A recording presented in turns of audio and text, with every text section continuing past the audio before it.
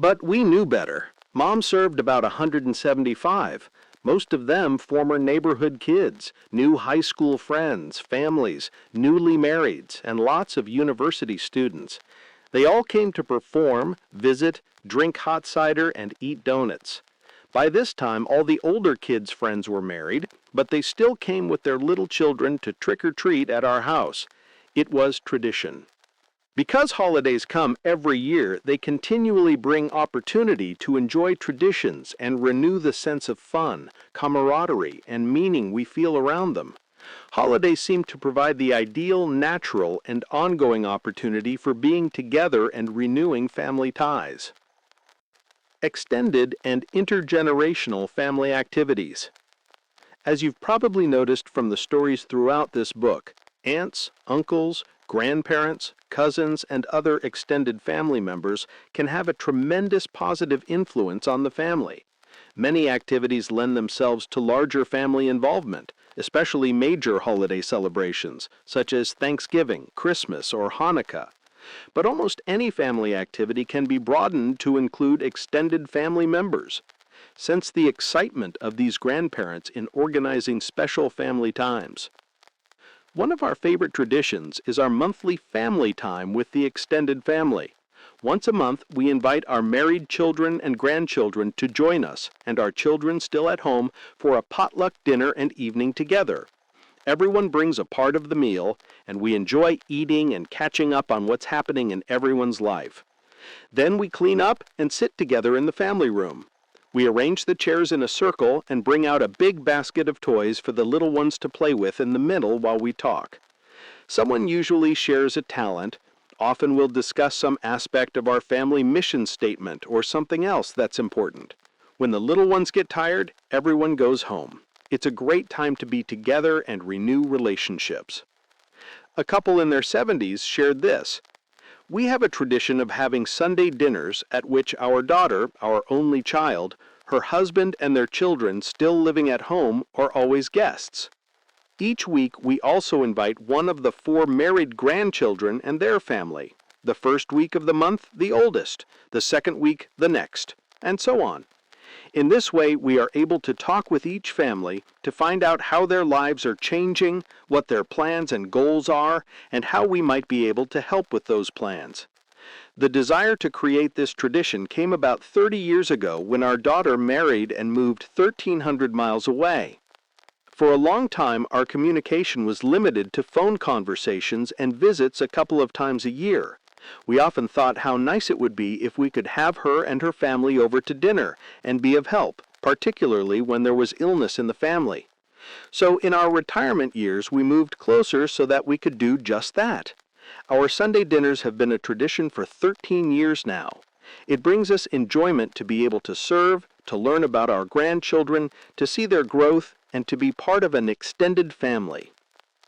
Notice how these families have taken normal family activities, family times, and Sunday dinners, and expanded them to include members of their extended and intergenerational families. And think of the memories and the relationships this is building. Extended and intergenerational family members can be involved in almost everything you do. Over the years, Sandra and I have made it a point to go to our children's programs, recitals, and sporting events, or whatever individual family members were involved in. We've tried to provide a support system from the family to show that we care and that each person in the family is appreciated and loved. We always have an open invitation for anyone in the extended and intergenerational family who can to come to such activities. And Sandra and I often attend the activities that involve our brothers and sisters and their families as well. Colleen, daughter, I remember one time in high school I was in a play, Joseph and the Amazing Technicolor Dreamcoat. I had a small part, proud to be crowd, I'd call it. But on opening night, my brothers, sisters, in-laws, nieces, nephews, aunts, and uncles, as well as my parents, were in the audience. They filled up 3 rows. The girl who played the lead looked out and said, "I can't believe this. I'm the lead, and the only one here to see me is my mom. But you have this dinky little part, and your family takes up half the audience." That extended family support made me feel very important. We find that with these kinds of intergenerational activities, siblings and cousins usually end up being the best of friends. We feel a great sense of strength in and appreciation for the members of our extended and intergenerational families. We firmly believe they go a long way toward reweaving the safety net that's become unraveled in society. Son said, "One of the things I appreciate most about our family is this huge intergenerational support network. My kids are growing up very close to their cousins. A lot of them are the same age and they're close. They're the best of friends. And I think this is going to make a tremendous difference when they're teenagers. They'll have this huge network of support. And if someone starts having problems, there will probably be too much support to ever let anyone go off the deep end." Learning together. There are so many opportunities to learn and do things together as a family, and this can be tremendously renewing in all dimensions. One tradition that developed when our family went on trips together was singing in the car.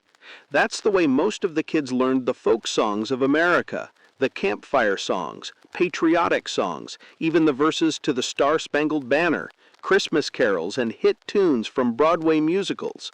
When you think about it, the younger children really need someone to take the time to teach them the words and music to the old familiar songs we all seem to know.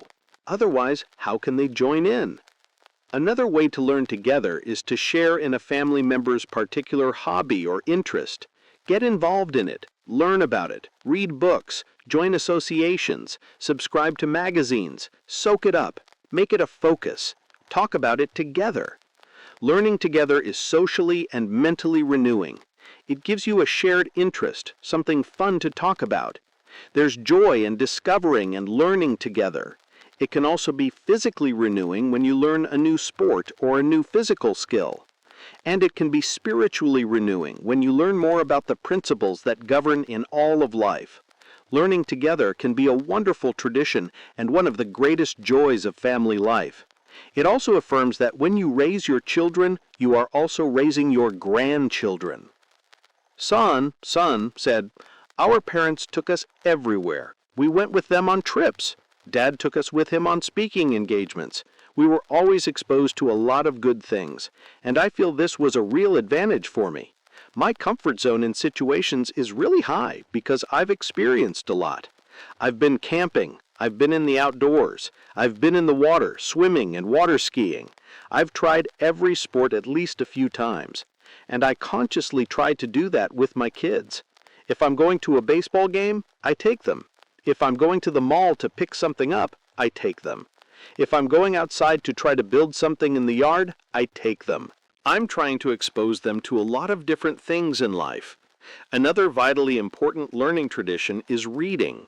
Families can read together. In addition, children need to read on their own and to see their parents read as well. A few years ago, I was shocked when my son Joshua asked if I ever read. I realized that he had never seen me read. Almost always, I read when I am alone. In fact, I cover the equivalent of 3 or 4 books every week.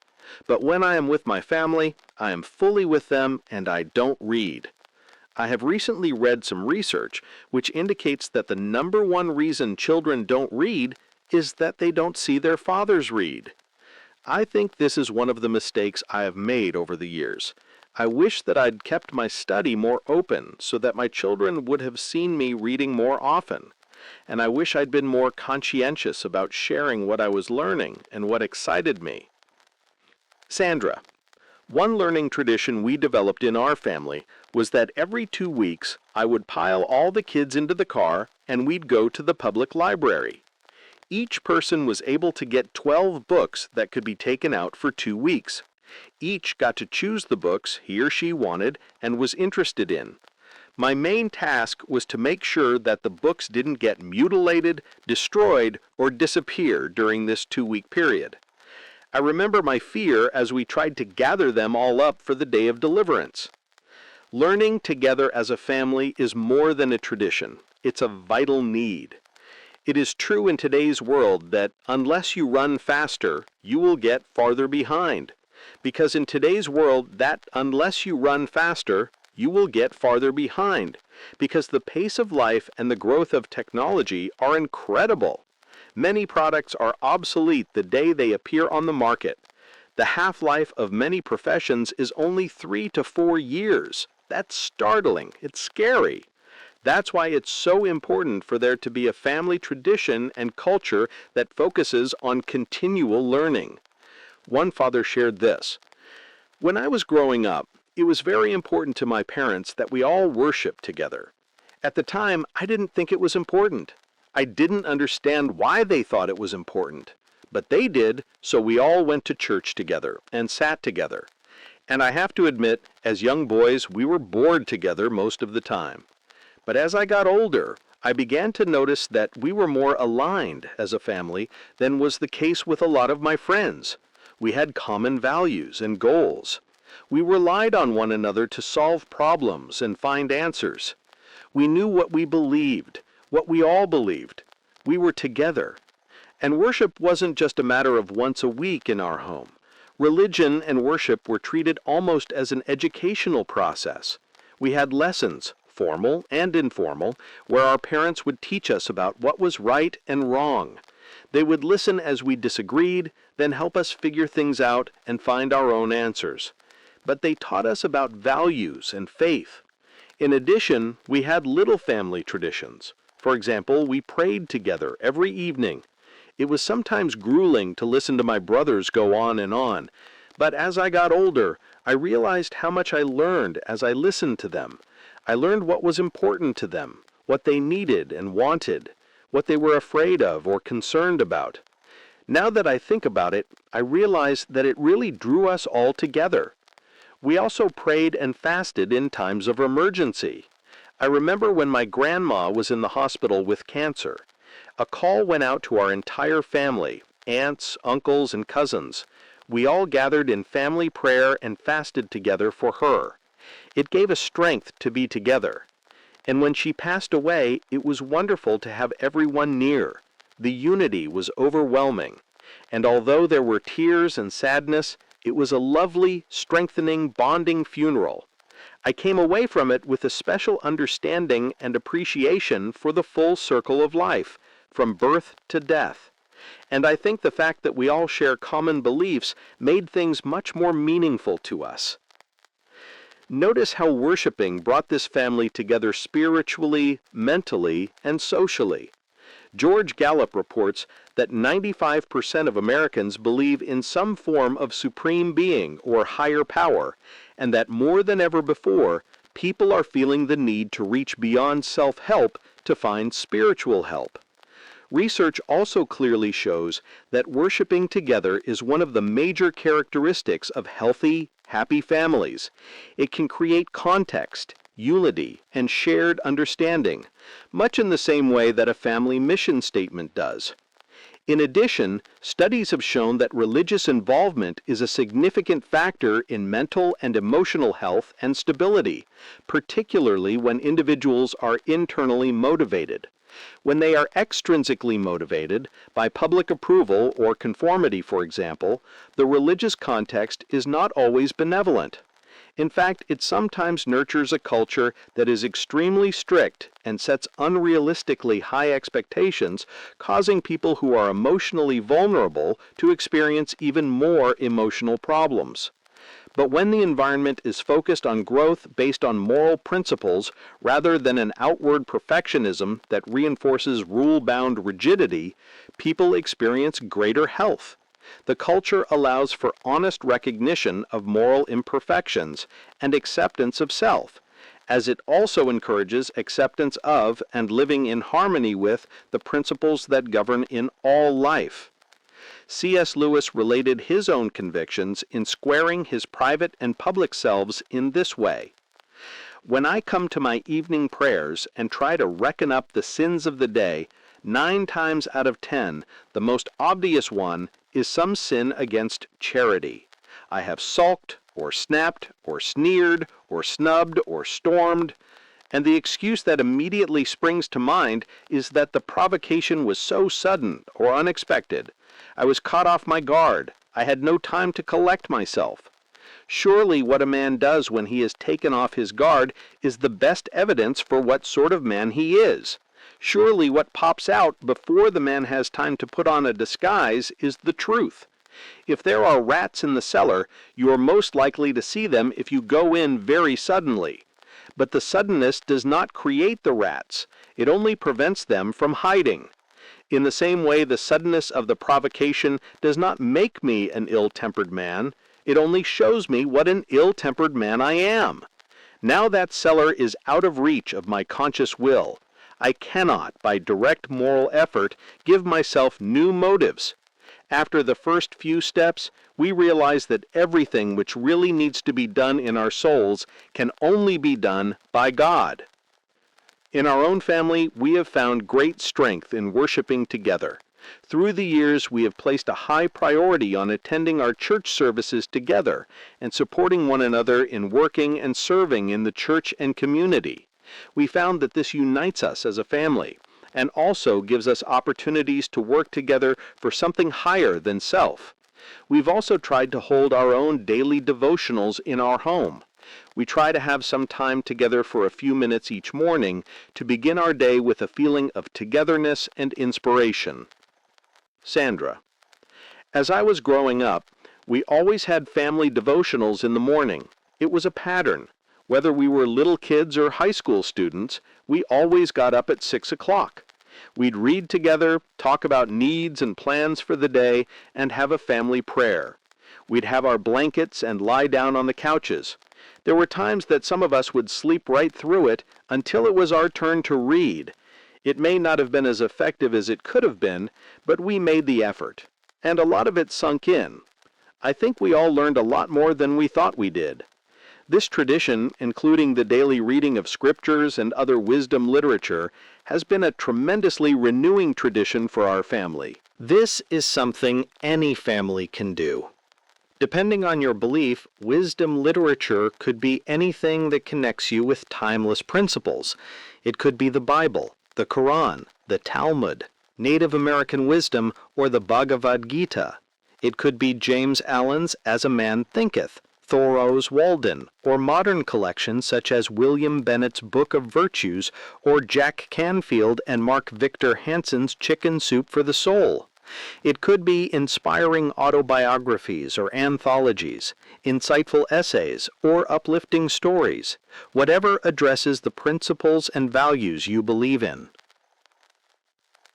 The point is that if you organize your family life to spend even 10 or 15 minutes a morning reading something that connects you with these timeless principles, it's almost guaranteed that you will make better choices during the day, in the family, on the job, in every dimension of life. Your thoughts will be higher. Your interactions will be more satisfying. You will have a greater perspective. You will increase that space between what happens to you and your response to it. You will be more connected to what really matters most. You will also be more connected to your family. This can be a great time to get in touch with the needs of each person for that day, whether someone is taking a test or has an important assignment to get or a presentation to give. It enables you to start your day renewing the relationships that matter most. Daily devotionals can provide tremendous spiritual, social, and mental renewal. And if you want to add the physical dimension, you can always do a few sit-ups, go for a walk, or take up Tai Chi. Whatever you choose to include, you'll find that mornings are a great time for family renewal. It's an incredibly wonderful way to start your day. One man shared this: "One of my most vivid memories of growing up was working beside my father in our garden. When he first suggested the idea, my brother and I were excited. At that time, we didn't realize that it would translate into spending hours in the backyard in the hot sun, shovel in hand, digging and getting blisters, and doing a lot of other things you don't necessarily associate with fun. And the work was hard. But my dad worked right alongside us. He took the time to teach and educate us so that we could see the vision of what an ideal garden would look like. And this provided a great learning experience. From the first time we dug those holes and wondered what in the world we were doing, to 4 or 5 years later when I was able to walk out there as a teenager and find great joy and satisfaction in the fruits of our labors. I remember the buy-in that came when I was 12 or 13. Suddenly it became a source of great joy to pick bushels of beautiful fruit, peaches and apples and pears, and to have corn growing in the backyard that rivaled the best corn you've ever tasted, and tomato plants that grew to look like trees because of the holes we carefully dug and prepared for them. I remember how after that, even when I was extremely busy as a teenager, I always wanted to find time to make sure our garden was in order, that our trees were pruned and sprayed and taken care of. I think that one of the greatest learning experiences I had during those years was in seeing what our family could accomplish together. Walking down those garden rows and knowing that we had done this was a source of incredible satisfaction. And now I find that that experience helps me in almost every task I have before me. Whenever I become involved in a project where I need to have someone buy into the end result and the vision, I think back on that experience and how my father helped me realize what it would do to our family and our relationships as a family. I can translate that now to a project here in the office and say, okay, we have this task at hand. We need to accomplish this. What's the end in mind? When I need to create order in my life, I think back to that row of beautiful green pepper plants. I remember how I thought it was a joke when we bought them in the little plastic canisters. I said, how are we going to get them to grow? But weeks later, I saw those full plants with leaves that looked like silk because they were so healthy, and I know I can do it. I think often, too, about my dad's example in all of this. He got such joy out of doing it. I think he also got joy from seeing me have joy in doing it, and in seeing the results of our hard work and God's help, and the wonders of nature and natural law. Notice how this tradition of working together in the garden renewed this boy and his family. It renewed them socially by giving them the opportunity to work together. Can you imagine the wonderful teaching moments this would create? Look at how it renewed them physically as they worked together out in the hot sun. Think about the mental renewal involved as this boy learned about nurturing growing things. Think about the way this knowledge helped him even in his business career as an adult. This is because he learned in that garden some of the natural laws that govern in every dimension in life, and he was able to apply those laws or principles years later in a completely different situation. So it was spiritual renewal as well. He was close to nature and close to natural law. Notice, too, what you can read between the lines about this father's attitude about working with his children. Another father has said, I think it's very easy for anyone who works for a living to become task-oriented. I know it is for me. So when I'm working with my children, I tend to become very directive and demanding. I've come to realize, though, that the objectives are different when you work with children. The work you're doing is the work of nurturing character and future capacity. And when you keep that end in mind, you don't get frustrated. You have peace and joy in doing it. It's like the story one man told of a time when he decided to buy some cows to help his boys learn responsibility. A neighbor, a farmer of many years, came up to him one day and began criticizing some of the things the boys were doing. The man smiled and said, "Thank you for your concern, but you don't understand. I'm not raising cows, I'm raising boys." That thought has helped me through many teaching moments in working with my children. It used to be that families had to work together in order to survive, so work was something that kept families close. But in today's society, work often pulls families apart. You have parents going off to work in different directions, all of them away from home. You have children who don't really need to work economically, but are growing up in a social environment that views work as a curse rather than a blessing. So creating the tradition of working together today is really a matter of inside out. But there are many ways to do it and many benefits of doing it. As we've already observed, having a family garden is a great working together tradition, one in which you can really enjoy the fruits of your labors. Many families do their regular household chores on Saturdays. Some parents involve older children in summer work in their profession. Catherine, daughter, one tradition we had in our family was the 10-minute program. Whenever we'd have a big party and there was a total mess, even sometimes when we just have the normal mess we created during the hours after school, Dad would stand up and say, "Okay, let's have the 10-minute program before we go to bed." That meant that every person in the family would work really hard for 10 minutes to clean up the place. We all knew that if we had 18 hands working in the kitchen, it would go a lot faster than 2. So we knew it wasn't going to be an hour-long process, and that made it nice. We also had what we called work parties. That may seem like a contradiction in terms, but that's what they were. We'd work really hard for 3 or 4 hours to get something done, but we'd have food and we'd laugh and talk as we worked. We'd also do something fun afterward, like go to a movie, and we'd look forward to that. Everyone expected they'd have to work. It was just part of life. But it made it so much better by adding these little treats at the end, or doing something that made it seem like fun. A mother shared this experience. My husband, Mark, grew up in a Polynesian village where people had to work together to survive. And my own mom was always helping people, whether it was in the church or in the neighborhood, or just someone she heard about that had a need. So Mark and I both grew up with a sense of working and serving together. And when we married and began to have our own children, we decided that one of the values we wanted to instill in them was a sense of service to others. We've never had much in the way of financial resources, so we felt a little limited about making charitable contributions. But as we talked together, we realized that there was one thing we could do. We could make quilts. Piece goods are fairly inexpensive, and tying a quilt is quite simple, something we could do as a family, something that requires physical effort and skill. And a quilt is something people can use and appreciate. So every year we piece together about 12 quilts for different families. This year we made some for my aunt's family, who have had some hard times.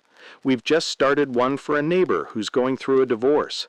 The kids have been a big part of identifying people in need because young children are more open with one another and are not so embarrassed by the need. And they really enjoy helping. We sit around the quilting frames and talk about a lot of things, so it helps with communication too. And they love to deliver the finished quilts, whether we do it secretly or not, although I think they enjoy the secret drop-offs the best. We have a lot of good times doing this together as a family. Even the little girls, 3 and 5, have things they can do, such as cutting out pieces of fabric and clipping the yarn. Sometimes they make the little cards to go with the quilt. But everyone is involved. We feel that's important. A father shared this. Some time ago, my wife and I decided that we have been given a lot in life and need to give back more than we take. So we started a youth group, a kind of outreach group, in our home. We also have teenage children, and we thought what better way could there be to understand and be part of their lives than to offer something like this to them and their friends. So we had 12 or 13 kids come over to our home on a weekly basis. It was an interdenominational, interracial group. The only thing they had in common was that they were in the same school district. They understood up front that this was on a trial basis to see if they liked getting together once a week. We set up a contract so that everyone would understand and agree on what was to happen. We came up with some guidelines for behavior, such as, when one person is talking, everyone else listens. And we tried to plan the meetings around the things they wanted to talk about. In the beginning, we talked about things like honesty, respect, apologizing for mistakes, having a sense of contribution. The group evolved to the point where they started asking questions like, what is trust? And what is peer pressure? My wife and I did research on whatever they asked about and presented it at the following week's meeting. We didn't do a lot of teaching through words. We spent maybe 15 minutes doing that, but from there it went to physical activities. Some activities were outdoors, some were indoors. All of them highlighted the concepts they told us they wanted to hear about. After we completed that first contract, the kids were very eager to continue with the second. They liked having a place where they could talk and ask questions about things that were important to them, and the parents appreciated it too. One of the mothers called us up to say, "I don't know what you do at your house for that hour and a half to 2 hours, but it must be something remarkable.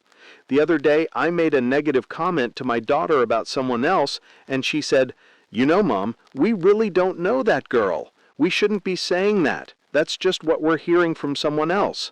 I'm so glad she brought that to my attention. I wish adults could do this too.'" Can you see how tremendously renewing this tradition of serving together can be? It's spiritually renewing because it's focused on something higher than self. It can also be part of fulfilling and renewing your family mission statement. Depending on the nature of the service, it can be mentally or physically renewing as well. It can involve developing talents, learning new concepts or skills, or being involved in physical activity. And there's tremendous social renewal in it.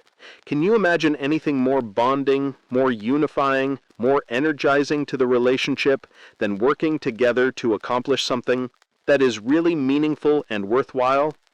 Having fun together. Probably the most important dimension of all these traditions is having fun together, genuinely enjoying one another, enjoying the home environment, making home and family the happiest, biggest warm fuzzy in people's lives. Having fun together is so vital and so important that it could even be listed as a tradition in and of itself, and it can be nurtured and expressed in many ways. In our family, we've built a lot of social camaraderie around humor. For example, we have a number of what we call Covey cult films. These movies are hilarious, and we frequently watch them together and have the funniest times. Everyone enjoys them immensely. We've learned the dialogue so well that many times we get into situations and the whole family reenacts an entire scene from the movie, word for word. Everyone cracks up and outsiders wonder. As we observed in Habit 1, humor puts things in perspective, so you don't take yourself too seriously.